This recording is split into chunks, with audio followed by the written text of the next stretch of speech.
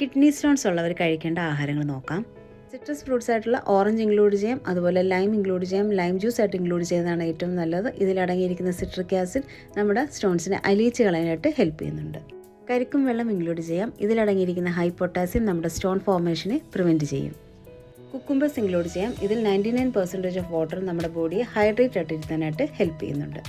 Apples include ചെയ്യാം. ഇതിലടങ്ങിയിരിക്കുന്ന malic acid നമ്മുടെ kidney സ്റ്റോൺസിനെ അലിയിച്ച് കളയാനായിട്ട് ഹെൽപ്പ് ചെയ്യും.